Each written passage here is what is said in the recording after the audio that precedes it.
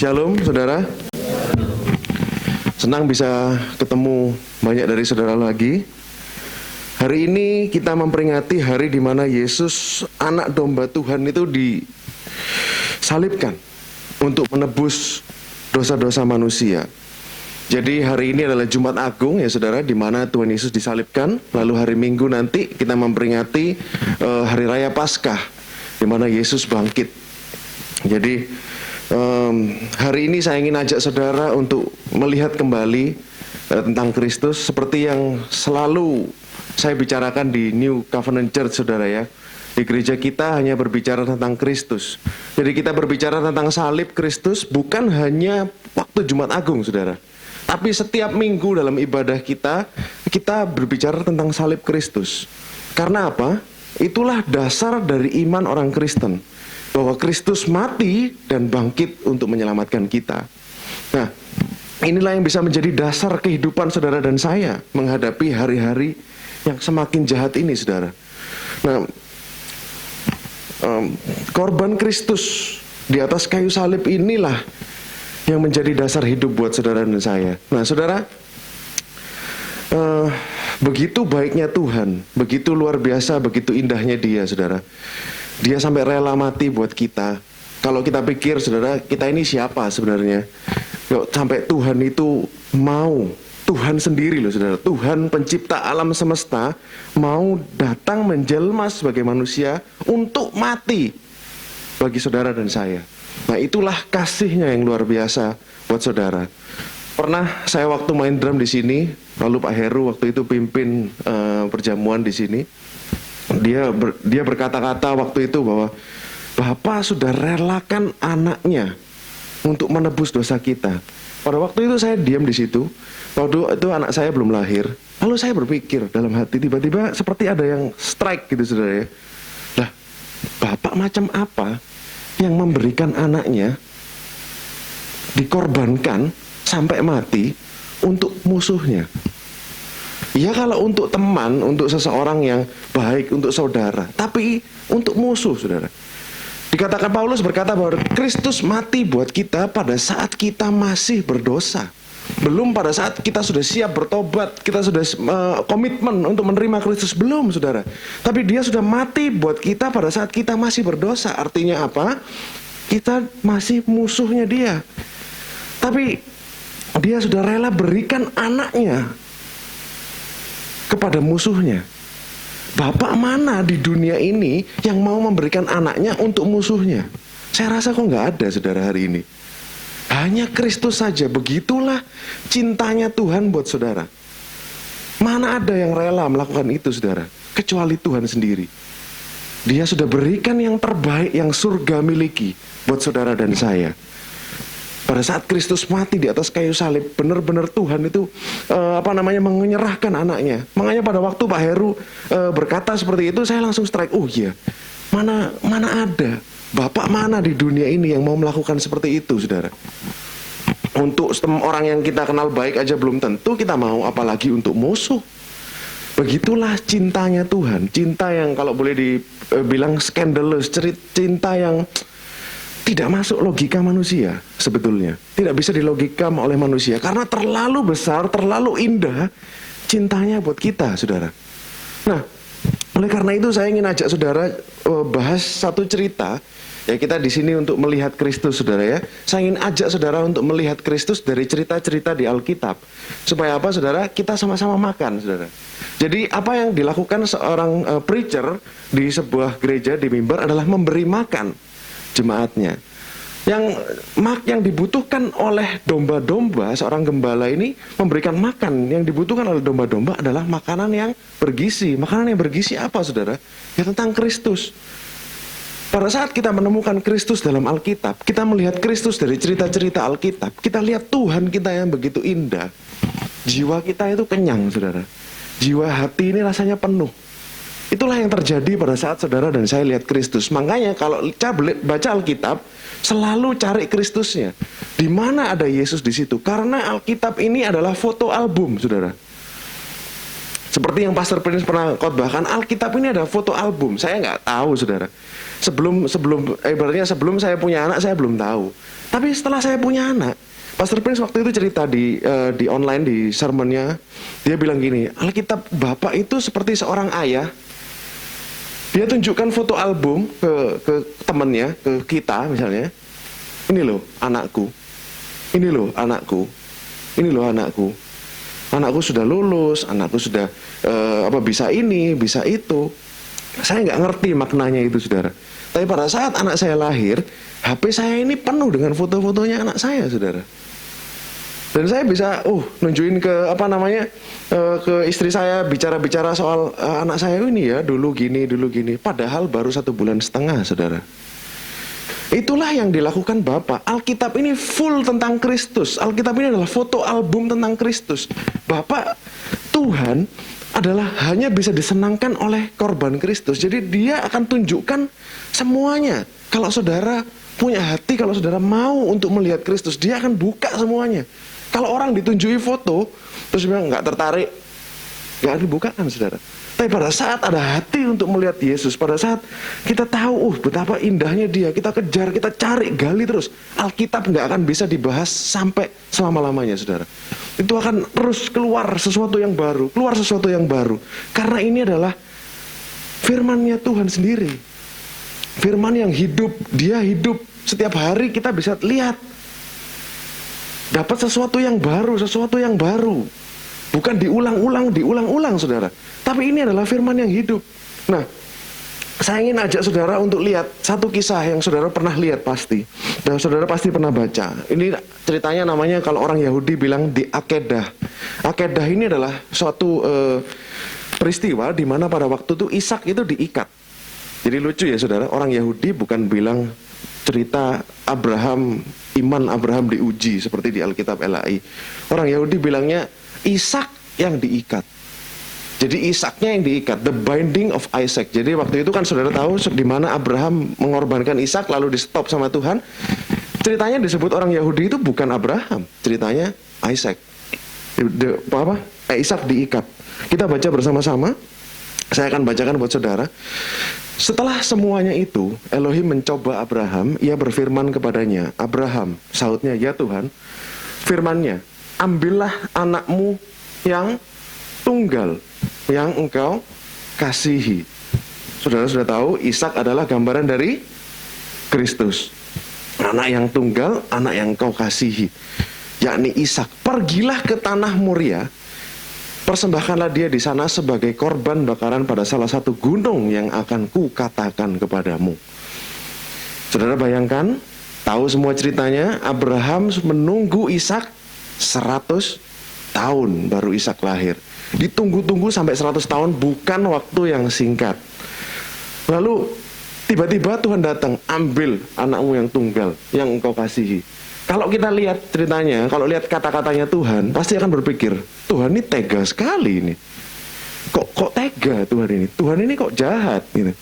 Lalu terus dia bilangnya apa? Anakmu yang tunggal, yang engkau kasihi. Ditekankan 2 kali seakan-akan biar Abraham ini sakit gitu loh. Hatinya gimana? Saudara bisa bayangkan sendiri. Keesokan harinya, pagi-pagi, Abraham bangun, ia masang pelana keledai, memanggil 2 orang bujang beserta Ishak anaknya. Dia membelah kayu untuk korban bakaran, lalu berangkat ke tempat yang dikatakan Elohim kepadanya. Langsung berangkat Abraham, saudara. Ayat 4. Pada hari ketiga, jadi saudara note di sini 3 hari perjalanan dari tempat Abraham tinggal sampai ke Gunung Moria. Abraham melayangkan pandangnya, kelihatanlah tempat itu dari jauh. Kata Abraham kepada kedua bujangnya, tinggallah kamu di sini dengan keledai ini.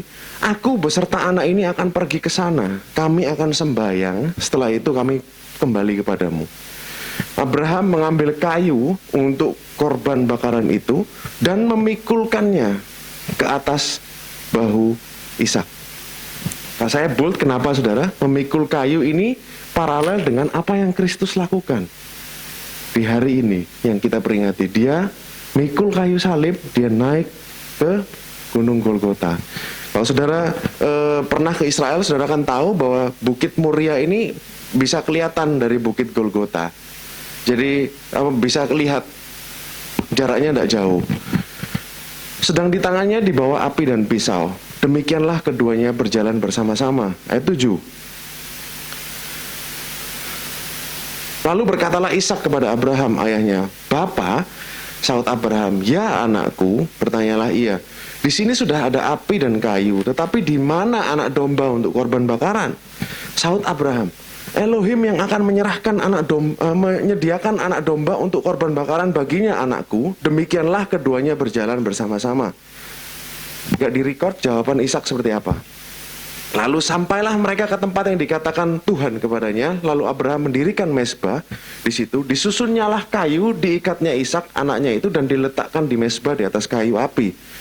Sesudah itu Abraham mengulurkan tangannya, lalu mengambil pisau untuk menyembelih anaknya.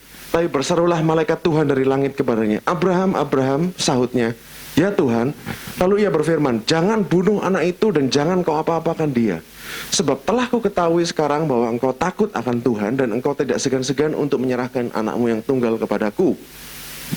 Lalu Abraham menoleh dan melihat seekor domba jantan di belakangnya yang tanduknya. Jadi Alkitab sangat spesifik, saudara ya. Korban itu harus nggak boleh luka. Jadi yang tersangkut adalah tanduknya.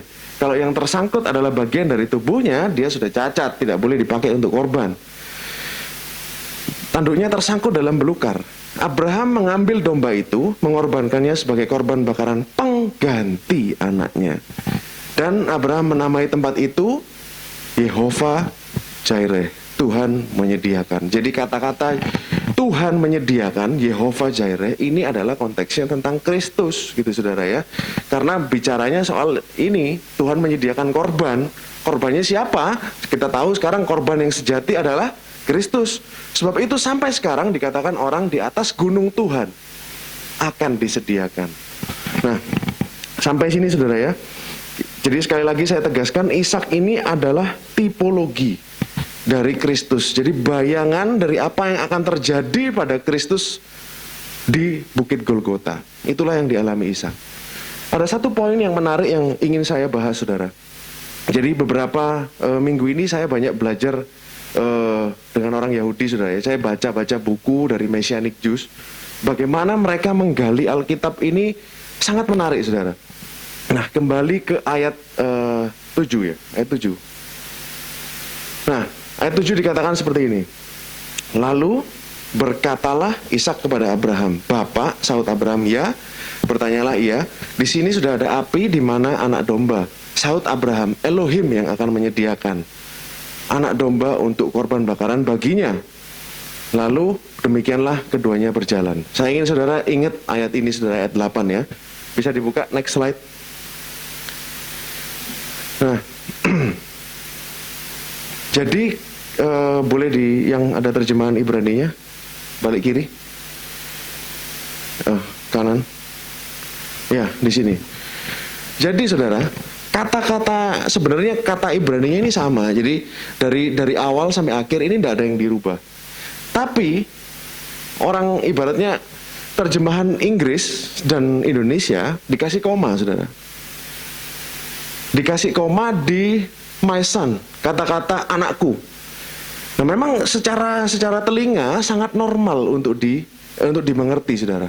Jadi padahal sebenarnya dalam huruf Ibrani itu tidak ada koma saudara. Tidak ada koma, ini adalah penambahan asumsi dari yang menerjemahkan. Jadi sebenarnya kalau kita lihat dari tulisan Ibrani ini, artinya bisa aja kita berubah saudara. Artinya bisa aja kita sah saja untuk kita asumsikan bahwa susunan katanya bisa berbeda. Kalau nggak dikasih koma gimana? Kembali yang tadi adalah oke, lanjut. Enggak, lanjut, next. Nah ini, kalau dirubah dengan susunan huruf yang sama, itu sebenarnya pengertiannya seperti ini saudara. Tuhan akan sediakan untuk dirinya, titik koma, domba untuk korban bakaran itu adalah anakku. Kenapa? Kenapa Pak kok yakin kalau ini yang betul? Berarti LAI, KJV semua salah. Kenapa kok yakin ini yang betul? Pasti saudara akan tanya seperti itu. Ada 3 alasan. Abraham Jadi, saya jelaskan ulang ya. Jadi ada kalimatnya dibelah jadi dua. Tuhan akan menyediakan, Jehovah Jireh. Lalu dia bilang, domba untuk korban bakaran adalah anakku. Pada waktu Ishak tanya. Jadi Ishak diberitahu oleh Abraham, kamu yang akan jadi korban. Oke?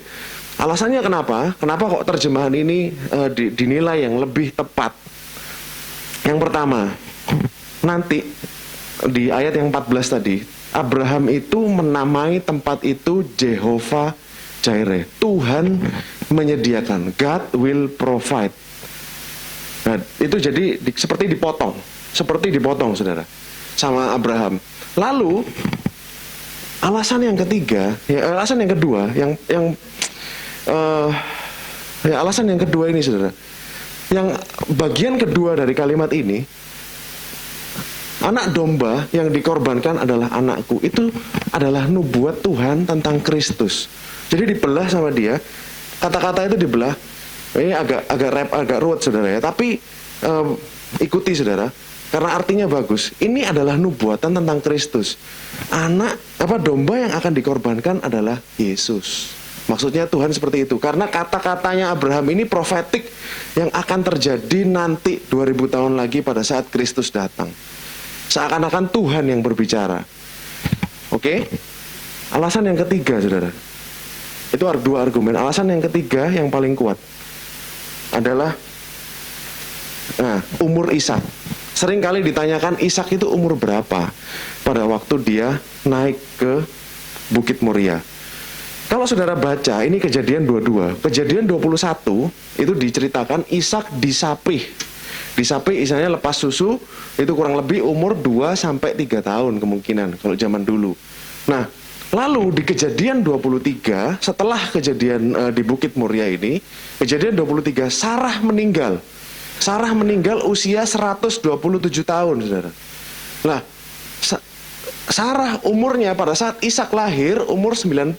Berarti pada saat Sarah mati, Sarah meninggal, Ishak berumur berapa, saudara?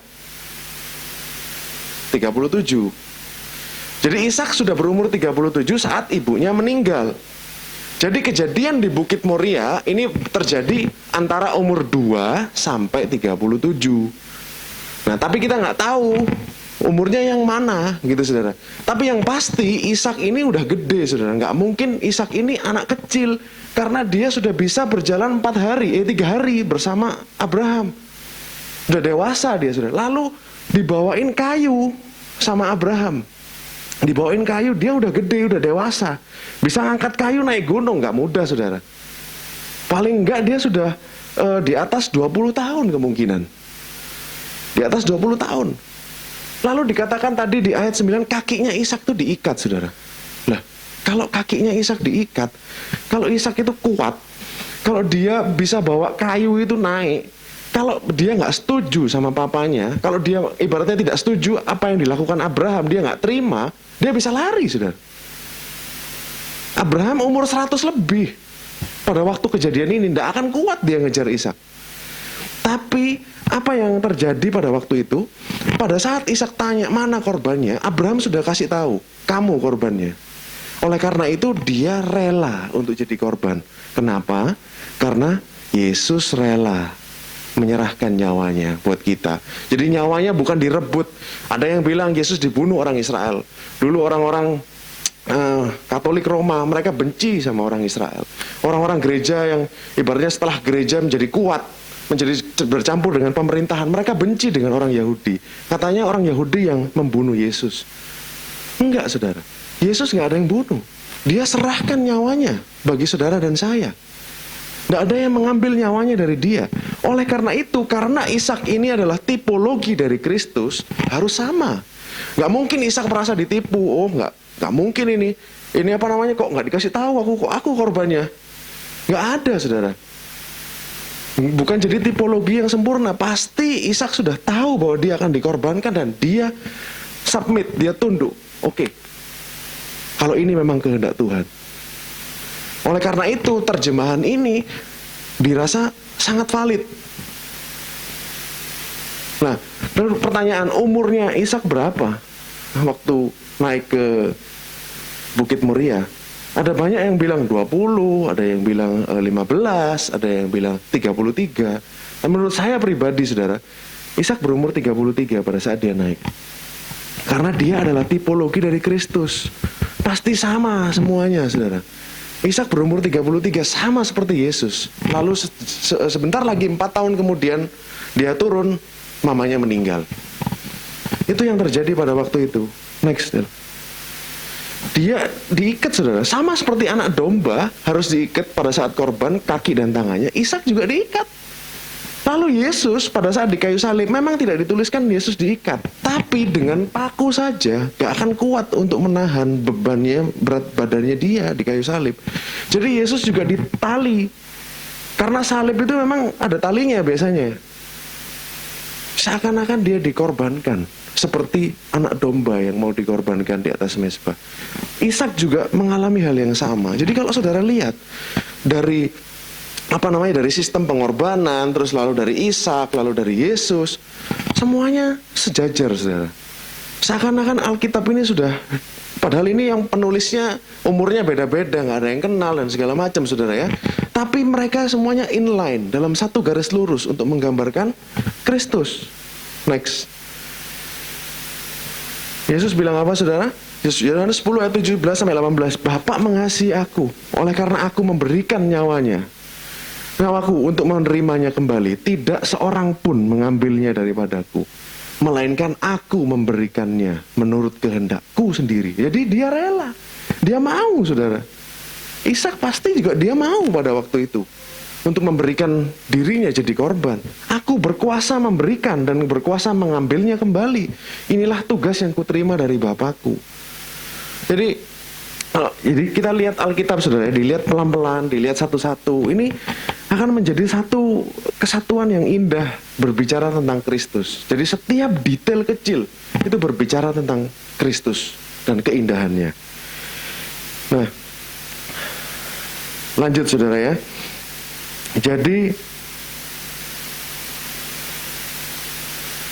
Jadi anak domba ini adalah gambaran dari Kristus. Kalau saudara ingat, Yohanes Pembaptis pada saat dia ketemu dengan Tuhan, dia bilang apa? Inilah anak domba Allah, anak domba Elohim yang menghapuskan dosa dunia. Jadi memang dia anak domba yang diserahkan dari Tuhan untuk menghapuskan dosa dunia. Itu kerjaannya Tuhan Yesus. Dan semuanya sudah digambarkan dari perjanjian lama sampai perjanjian baru, saudara. Rencana keselamatan itu datangnya dari mana, saudara? Dari Tuhan. Semua yang inisiatif dalam segala sesuatu ini adalah Tuhan, saudara. Dia merencanakan untuk ibaratnya mengirim Yesus untuk menyelamatkan saudara dan saya sejak kapan? Sejak di Taman Eden, Tuhan sudah rencanakan. Pada saat manusia berdosa, lalu mereka menyadari mereka telanjang, apa yang Tuhan lakukan? Dia ambil kulit binatang. Kulit binatang apa? Pasti ada yang mati kalau diambil kulitnya, saudara. Karena itu adalah korban untuk menutupi ketelanjangan manusia pada waktu itu. Itu sudah jadi gambaran Kristus. Lalu pada saat di Taman Eden, Tuhan mengutuk ular, lalu dia bilang bahwa keturunan perempuan ini akan meremukkan kepala ular. Itu dia sudah tahu bahwa Yesus akan datang. Padahal itu baru pasal 3 dari Alkitab kita. Jadi semuanya sudah direncanakan Tuhan. Ini adalah grand plan dan skimnya Tuhan, saudara. Memang dia dia memang mau rindu untuk dekat kepada kita. Pada saat di padang gurun, inisiatif siapa yang membangun kemah suci, saudara? Inisiatifnya Tuhan, supaya dia bisa berkemah tinggal di antara bangsa Israel. Tuhan, saudara. Di Taman Eden pada waktu itu Adam dikatakan apa, saudara? Dia mendengar Tuhan berjalan di sejuknya hari. Artinya apa? Ini bukan yang pertama kalau dia bisa dengar terus dia tahu ini langkahnya Tuhan. Selama ini sebelum jatuh dalam dosa, Tuhan berjalan dengan manusia di Taman Eden. Inilah yang jadi kerinduannya dia. Dia ingin bersama-sama dengan kita. Dia rindu menjalani hari-hari hari kita bersama-sama dengan kita, saudara. Dia rindu terlibat dalam hidup kita. Oleh karena itu dia ciptakan sistem pengorbanan di kemah suci. Harus datang bawa korban baru bisa mendekat kepada Tuhan. Datang bawa korban baru bisa mendekat kepada Tuhan. Itu adalah inisiatifnya dari Tuhan sendiri, saudara. Dan ini yang kita harus tahu bahwa semuanya dimulai dari Dia. Tidak ada effort manusia di sini. Manusia cuma menerima, saudara.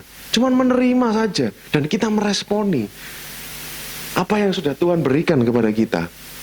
Nah, kita buka Imamat 4 ayat 16-20, saudara.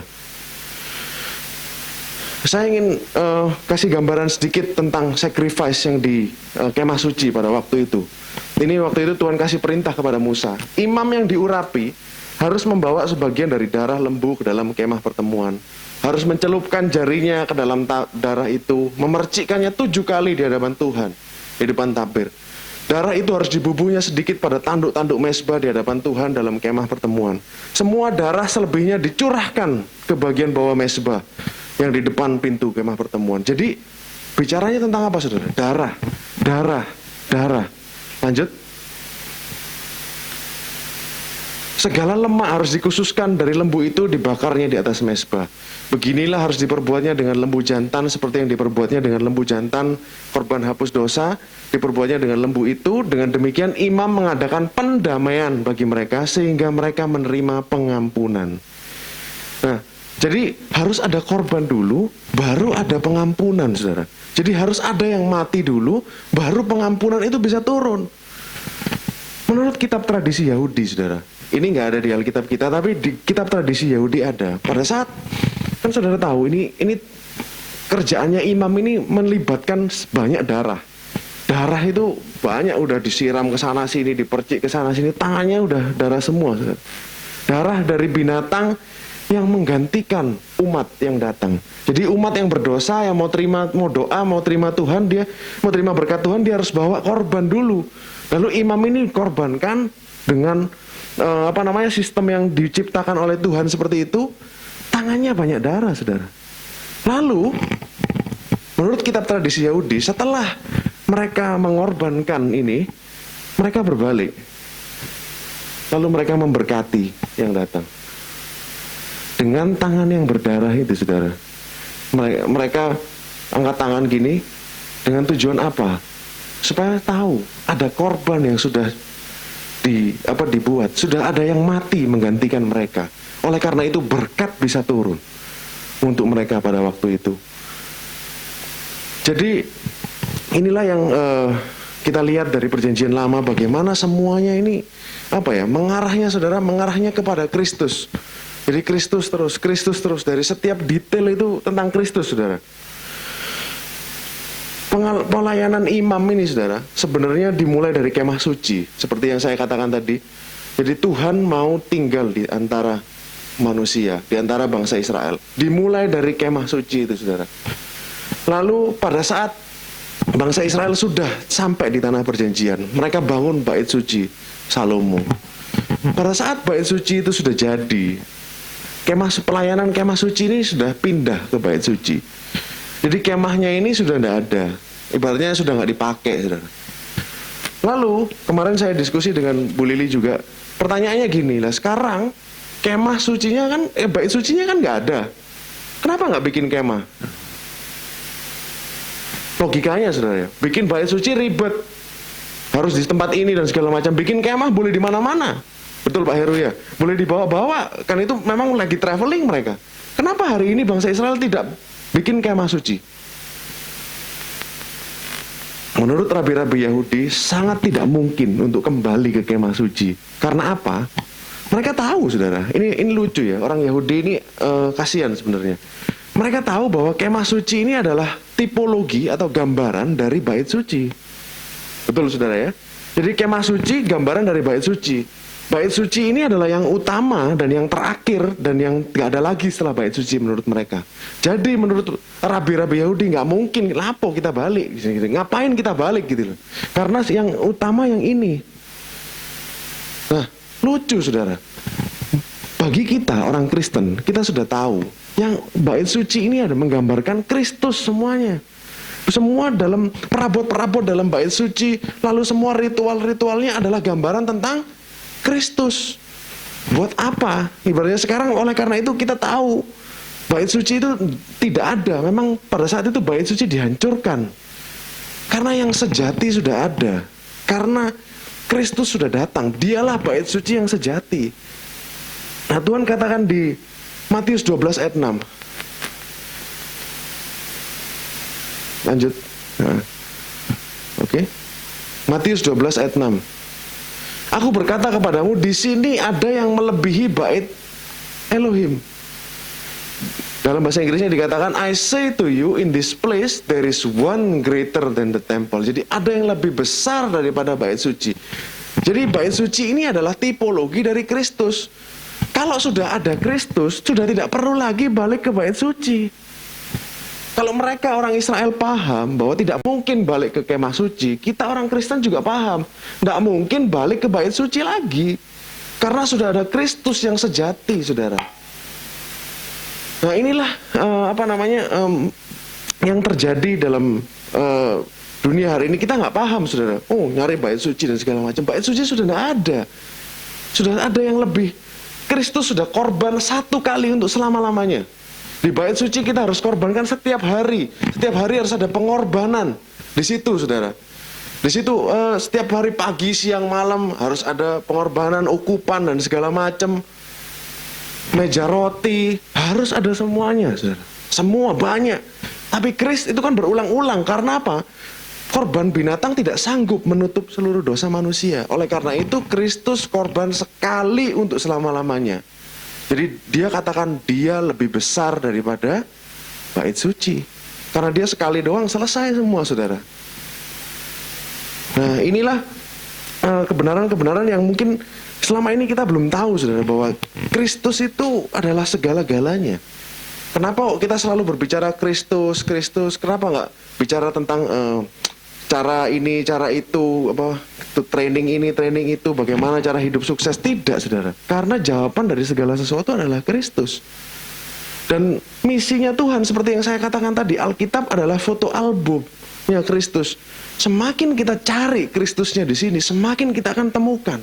Pada saat menemukan Kristus itu, kita akan sadar kita di mana posisinya. Jadi cari di Alkitab bukan cari kita, saudara, tapi cari Kristus. Pada saat saudara temukan Kristus, saudara tahu posisi dia, saudara di mana. Kita posisinya di dalam Kristus. Kita anak yang dikasihinya. Dia begitu cintanya sama manusia sampai dia rela mati. Mati dengan cara yang paling mengerikan lagi. Matinya bukan mati yang biasa-biasa, saudara ya. Matinya disalib dengan cara yang paling mengerikan. Yang menemukan cara salib ini adalah orang-orang Persia, saudara. Mereka siksa sampai berhari-hari baru orang itu mati. Tapi Yesus, dia nggak mati karena disalib. Yesus memang matinya sedang disalib, tapi matinya bukan karena salib. Kita pernah bahas ini, saudara ya. Yesus matinya karena dia asifiksasi, gagal jantung kalau nggak salah, saudara. Jadi ada air yang masuk ke jantungnya karena dia pendarahannya terlalu banyak. Dibuktikan dengan lambungnya, lambung itu bukan lambung, saudara, yang ditusuk. Itu adalah jantungnya yang ditusuk. Ngapain orang mati kok lambungnya yang ditusuk? Ya jantungnya, saudara. Cuman terjemahan Indo kita salah. Pada saat itu keluar air, berarti apa? Sudah mati orangnya. Oleh karena itu, oleh karena itu kita tahu bahwa Kristus ini di atas segala-galanya. Tidak ada yang mengambil nyawanya daripadanya. Dia menyerahkan nyawanya untuk saudara dan saya. Begitu baiknya dia, begitu cintanya dia kepada kita, saudara.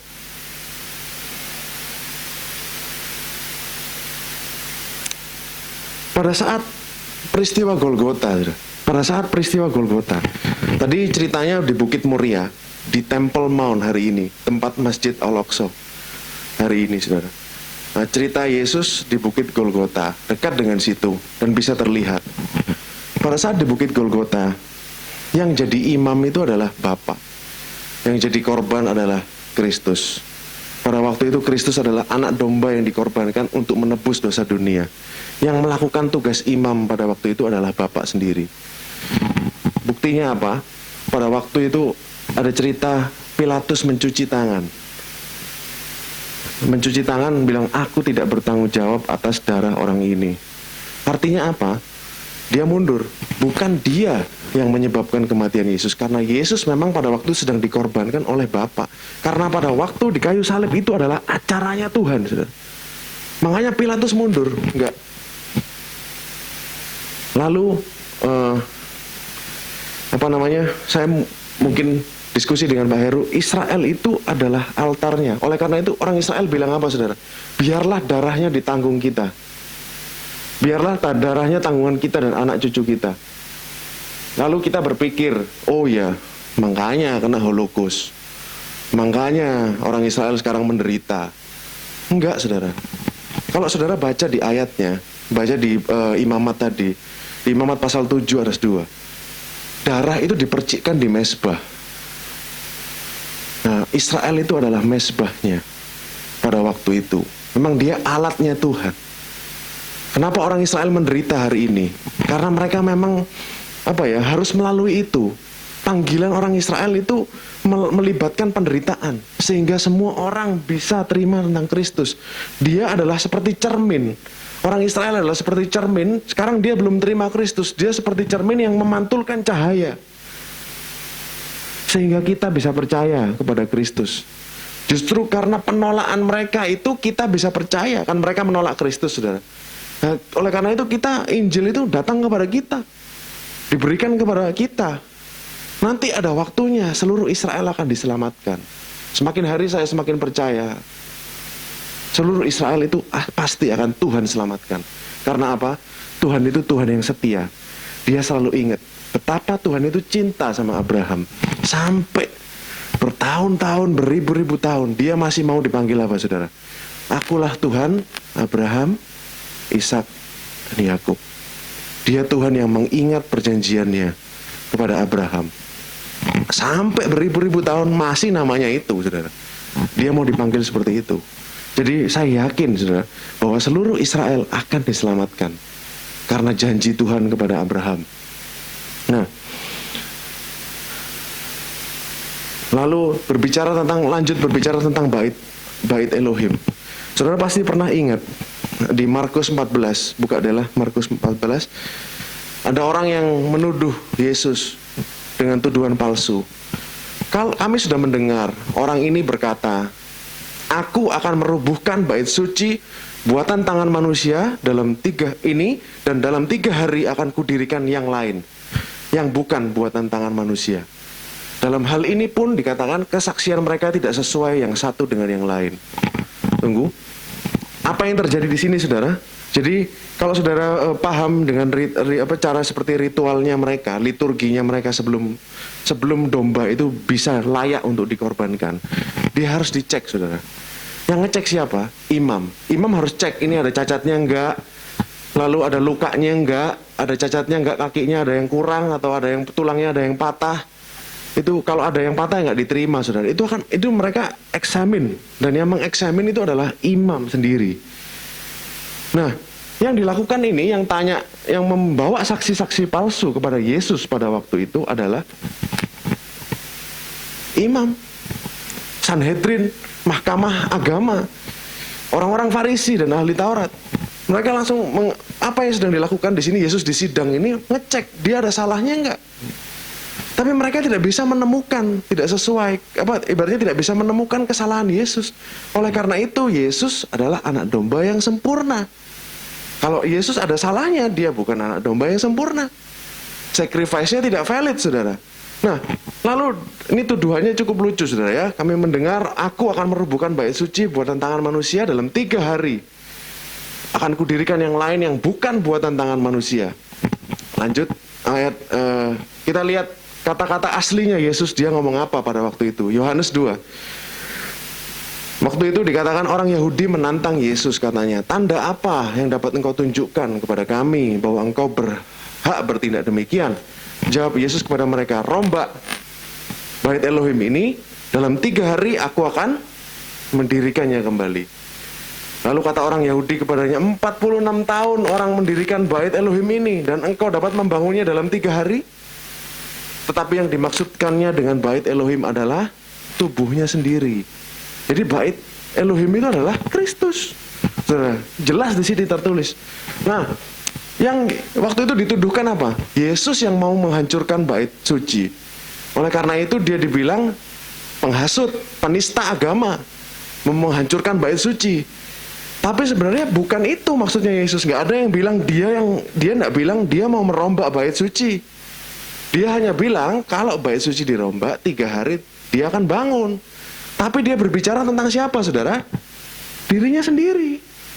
Jadi dia berbicara, dia sudah bernubuat ini di Yohanes 2:19 bahwa dia akan mati. Bait suci itu kan dia dirombak, berarti dia akan dibunuh, saudara. Lalu nanti dalam 3 hari dia akan bangkit. Inilah yang Yesus maksud dari ayat ini, saudara. Kalau orang Yahudi pada waktu itu jelas nggak paham, saudara. Tapi kita karena kita sudah tahu, rasul-rasul juga sudah paham, makanya rasul-rasul tahu yang dimaksudkannya bait Elohim adalah tubuhnya sendiri. Hari ini kita bisa ngerti bahwa sebenarnya Yesus berbicara tentang kematian dan kebangkitannya. Sampai di sini paham, saudara. Begitu dalamnya firman Tuhan ini. Mungkin saudara berpikir kok bisa segitu sejelimet itu. Wah, kalau bukan jelimet, saudara ya, tapi firman ini adalah firman yang hidup. Selalu ada yang baru. Selalu ada yang baru sampai nanti kita menutup mata di bumi ini nggak akan selesai itu baca Alkitab, saudara. Dilihat dalamnya karena itu firman yang hidup. Firman yang hidup. Kita bersyukur hari ini kita bisa tahu tentang Kristus, saudara. Karena apa? Banyak orang di luar sana yang nggak ngerti. Mereka berbicara tentang effort manusia terus. Padahal Alkitab jelas-jelas bukan tentang manusia, tentang Kristus. Memang bicara tentang Kristus nggak paham, nggak gampang, saudara. It's not easy, nggak mudah. Butuh pewahyuan. Kalau Tuhan tidak membukakan kepada kita nggak akan ngerti, nggak akan bisa bicara tentang Dia. Tuhan memilih untuk menyatakan dirinya kepada NCC. Oleh karena itu kita dapat pemahaman ini. Ini loh hatinya Tuhan, saudara. Banyak orang tahu Tuhan, tapi nggak kenal. Banyak orang tahu Presiden Jokowi, banyak tahu saya Presiden Indonesia Jokowi, tapi kenal sedikit, saudara, yang kenal. Banyak orang tahu Tuhan, oh ya Yesus, Tuhannya Yesus, tapi nggak kenal hatinya, nggak kenal pribadinya, saudara. Inilah yang terjadi di dunia hari ini. Padahal sebenarnya hati Tuhan itu ada di anaknya. Tidak ada yang bisa menyenangkan Tuhan kecuali Yesus, anaknya. Tuhan hanya bisa disenangkan oleh korban Kristus. Kalau mau tahu hatinya Tuhan, cari Yesus.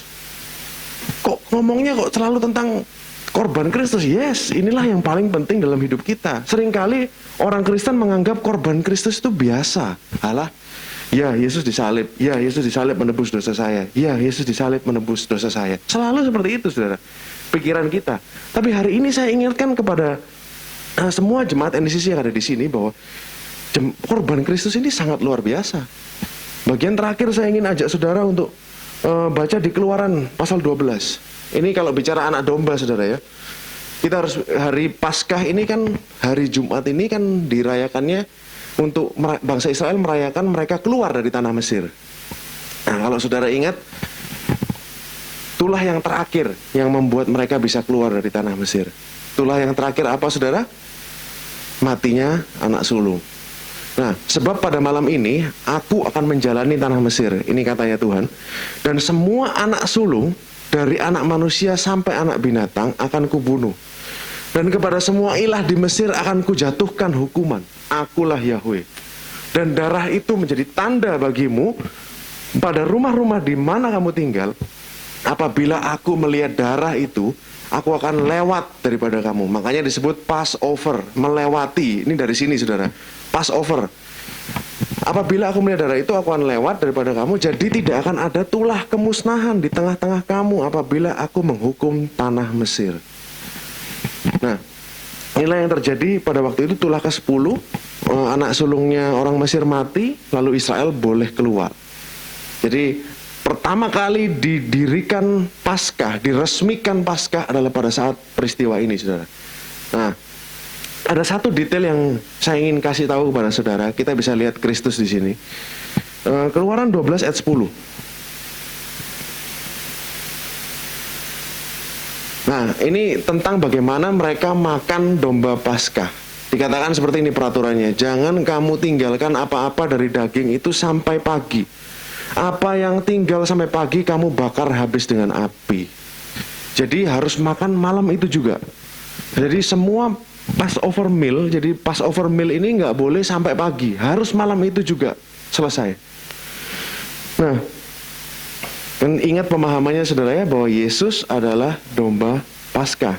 Kita akan buktikan saudara di Ulangan 21 ayat 22 sampai 23. Tadi zaman di Mesir, sekarang sudah keluar dari Mesir. Sebelum masuk tanah perjanjian, Tuhan bilang apa?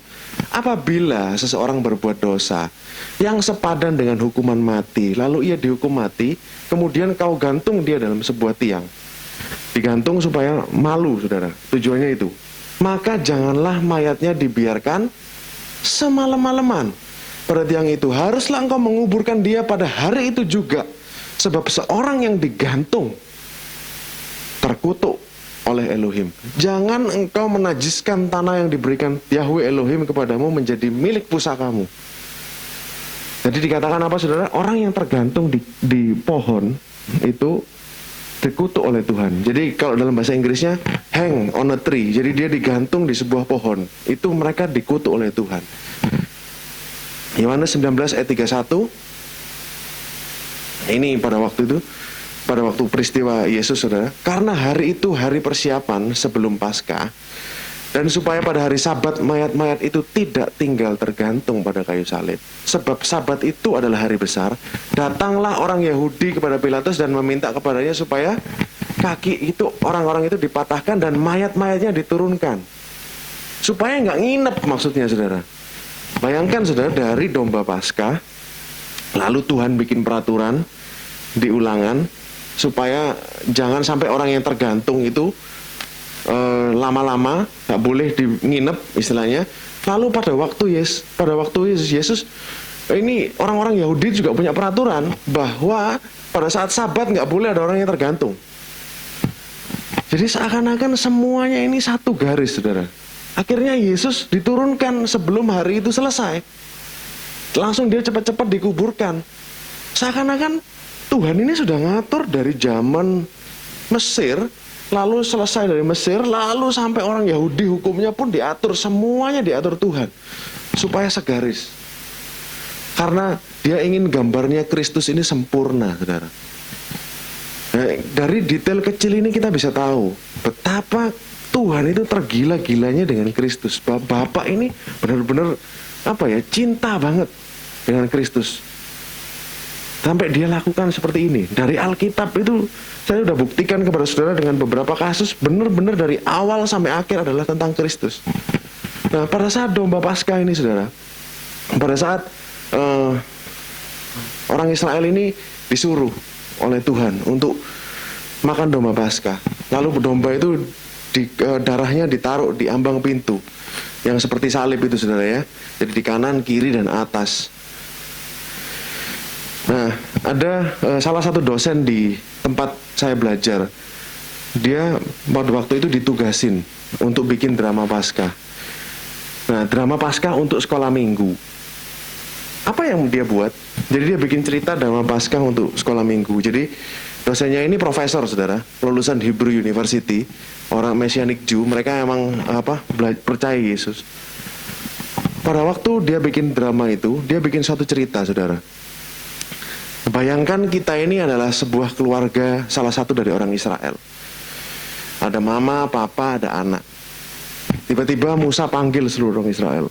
Datang sini, nanti tanggal 10. Kan waktu itu 1 Nisan Pak Heru ya. Waktu diumumkan, Tuhan bicara sama Musa. Lalu Musa umumkan, tanggal 10. Nanti kamu ambil anak domba yang tidak bercacat. Kamu bawa ke rumahmu. Tanggal 14, korbankan dia. Lalu nanti darahnya dioleskan. Supaya anak sulungmu tidak mati. Musa bilang gitu. Otomatis sebagai papa dan mama, sebagai orang tua, ayah dan ibu, ya cari dong domba. Dombanya yang berumur setahun, masih kecil. Domba berumur setahun masih kecil, sudah belum ada tanduknya. Karena lambangnya Kristus itu domba, jinak sekali, tidak berbahaya. Pada saat domba itu dibawa pulang ke rumah, otomatis anaknya senang dong, saudara. Anaknya senang, dia main-main dengan dombanya itu selama 4 hari. Dia udah bonding, ya udah ibaratnya ada ikatan. Mungkin kalau saudara yang punya pet, punya anjing atau kucing atau apa, saudara bisa tahu ikatan seperti apa itu. Jadi akhirnya anak itu happy dengan anjing. Saudara, kalau yang punya anak kecil pasti tahu bagaimana anak kecil excited terhadap binatang, saudara ya. Pasti kan seperti itu, wah diumeki terus dan segala macam. Tapi di hari keempat, tiba-tiba papa dan mamanya ambil anak domba itu, lalu dikorbankan.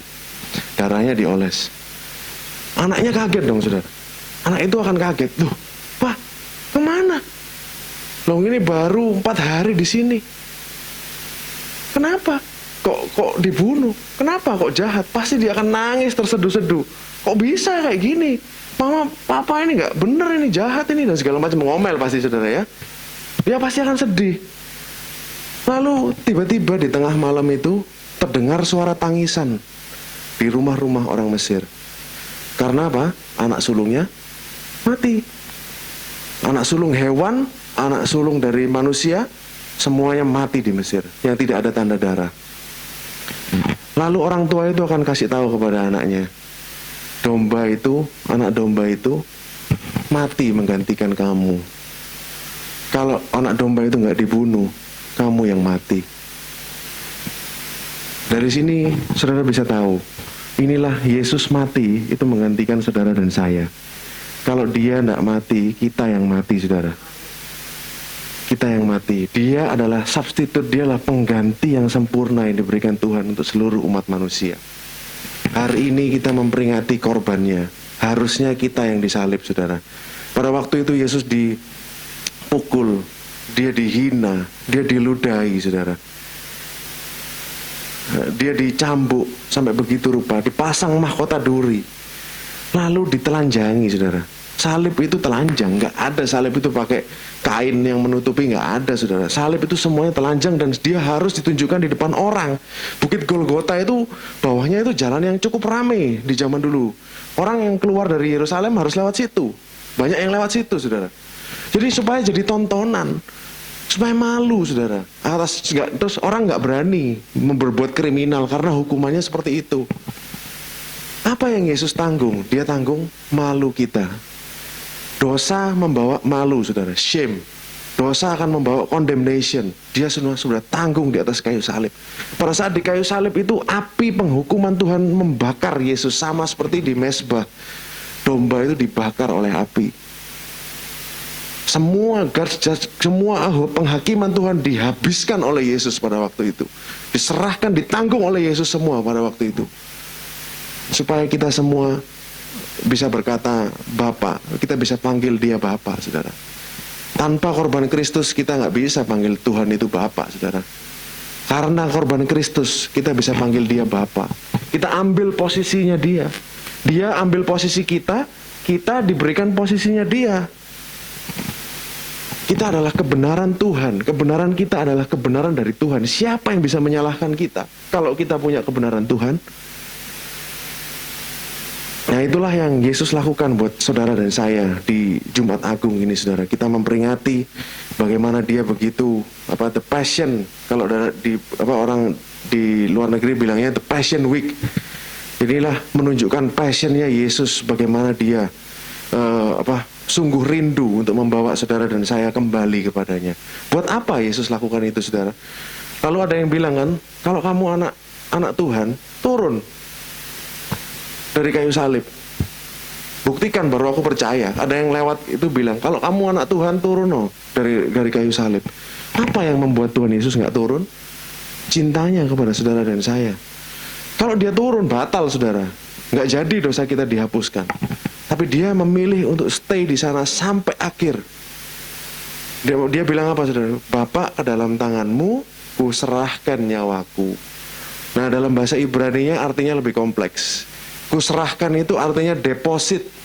Seperti deposit, jadi kayak kita nabung uang di bank, suatu saat kita akan ambil lagi, betul, saudara ya? Nah, itu bahasa aslinya seperti itu. Aku serahkan nyawaku kepadamu, itu dia deposit, titip nyawanya kepada Tuhan. Nanti dia akan ambil kembali. Jadi setiap nubuat, setiap omongan itu ada artinya, saudara. Yang kita selama ini mungkin nggak ngerti. Oh ternyata ngerti bahasa aslinya. Oh gitu, oh gitu. Nanti Tuhan itu sudah, dia ngomong, dia akan ambil lagi, dia akan bangkit, saudara. Sampai di kayu salib pun tergantung dia masih bilang seperti itu. Betapa dahsyatnya Tuhan kita. Betapa indahnya dia. Tuhan yang tahu segala sesuatu ke depan. Dan dia memikirkan saudara dan saya dalam pikirannya. Nggak pernah, Tuhan bilang apa saudara? Your thoughts towards me are numerous. Jadi Daud bilangnya, pemikiranmu terhadap aku itu lebih banyak daripada pasir di lautan. Nah, kita aja pikir tentang diri sendiri mungkin nggak sebanyak pasir di lautan, saudara. Tapi Tuhan kiri kita, pikirannya dia lebih banyak daripada pasir di lautan. Begitu cintanya dia kepada saudara, sampai dia rela mati di kayu salib buat kita, saudara. Ini yang yang kita ingat hari ini dan selalu ingat setiap hari, saudara. Selalu ingat setiap hari. Kalau saudara tahu betapa besarnya cintanya kepadamu, saudara akan kekhawatiran itu akan hilang. Pada saat orang khawatir, orang marah, orang kecewa, dia lupa kalau dia dikasihi itu lebih dari apapun di dunia ini. Pribadi yang paling penting di alam semesta mengasihi kita. Apa yang kita kurang, saudara? Apa yang kita kurang lagi? Makanya Paulus katakan apa? Bersama-sama dengan Kristus. Kalau dia tidak ngeman anaknya, he who did not spare, itu kalau dalam bahasa Jawa lebih enak ngomongnya, saudara ya. Dia yang gak eman sama anaknya. Masa dia eman kesehatan ke kita? Masa dia eman berkat finansial ke kita? Masa dia tidak jaga kita? Kalau anaknya yang terbaik aja diberikan kepada kita, pasti yang lain juga diberikan bersama-sama dengan dia. Itu maksudnya Paulus, saudara. Mungkin bahasanya dia sulit, saya terjemahkan biar lebih mudah, saudara, dia ngerti. Bersama-sama dengan Yesus, karena di dalam Kristus terdapat semua kepenuhan Tuhan. Di dalam dia terdapat semua kepenuhan Tuhan. Artinya apa? Saudara, damai sejahtera, sukacita, keamanan, berkat, itu semuanya ada di dalam Kristus. Jadi nggak usah cari yang lain, cari Kristus aja. Pada saat Tuhan bukakan, saudara, pada saat Tuhan bukakan satu demi satu, itu happy, saudara. Saya belajar tentang ini, saudara. Saya belajar lihat Kristus dari firman ini, belajar dengan orang Ibrani ini, saudara. Saya ikut kursus-kursus.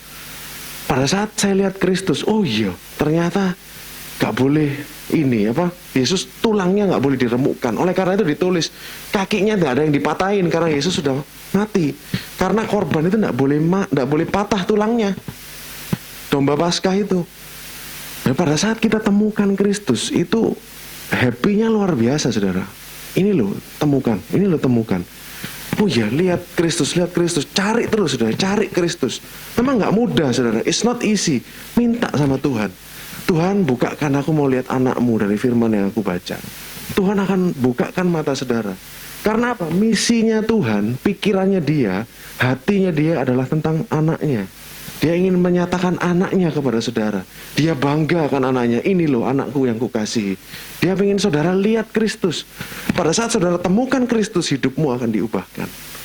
Pada saat saudara lihat Kristus, saudara akan, Paulus katakan apa? Seperti melihat kepada cermin dan kamu diubahkan from glory to glory, dari kemuliaan ke kemuliaan. Ada satu terakhir, saudara ya, yang sebenarnya ini belum ada di Alkitab Perjanjian Baru, tapi banyak pelajar-pelajar Alkitab yang sudah mempelajari. Ayat yang terakhir Galatia 3 ayat 13 ini. Kristus telah menebus kita dari kutuk hukum Taurat. Kalau saudara baca kutuk hukum Taurat itu banyak, saudara. Di Ulangan pasal 27 sampai 28. Orang Yahudi aja kalau baca nggak berani banter-banter, saudara ya, nggak berani keras maksudnya. Mereka ngomongnya bisik-bisik. Karena kutuk itu. Biarlah nanti langitmu menjadi seperti baja, koper tembaga. Jadi ibaratnya berkat itu nggak turun. Jadi orang Yahudi karena takut sama kutuk itu, mereka bacanya itu kalau di sinagog waktu baca ini mereka bacanya bisik-bisik, saudara. Nah inilah tradisi mereka. Nah dikatakan Kristus telah menebus kita dari kutuk hukum Taurat. Dengan jalan menjadi kutuk karena kita. Sebab ada tertulis, terkutuklah orang yang tergantung pada kayu salib. Hukum Taurat itu kalau tidak dipenuhi, ada kutuknya, saudara. Tapi hari ini Kristus sudah menggenapi hukum Taurat untuk kita. Tuhan katakan apa, saudara? Aku datang bukan untuk meniadakan hukum Taurat, tapi untuk menggenapi. Jadi karena sudah digenapi oleh Tuhan, berarti kan kutuknya sudah tidak ada. Berarti sudah berkat yang turun ke kita, saudara. Karena dia menggenapi, karena dia bisa menggenapi hukum Taurat, kita nggak bisa. Nah, posisi kita di dalam dia. Oleh karena itu kutuk itu sudah nggak ada lagi, saudara. Kalau masih ada yang percaya, ada kutuk ini, kata ini, itu tidak alkitabiah. Dikatakan di sini, saudara, Kristus sudah menebus kita dari kutuk hukum Taurat. Jadi kutuk apapun itu, kutuknya hukum Taurat dahsyat banget, saudara. Tapi Kristus sudah tebus untuk kita. Ada satu, saudara, terakhir lagi yang saya ingin bagikan. Kenapa kok dikutuk orang yang tergantung di atas pohon? Kenapa, saudara? Kok Tuhan ini kok sentimen sama orang yang tergantung di atas pohon? Karena dari Ulangan, terkutuklah orang yang digantung di atas pohon. Hang on a tree. Jadi orang yang di kayu salib itu terkutuk. Kenapa, saudara, di atas pohon? Karena itu mengingatkan Tuhan akan pohon pengetahuan baik dan buruk. Apa yang tergantung di situ? Buahnya.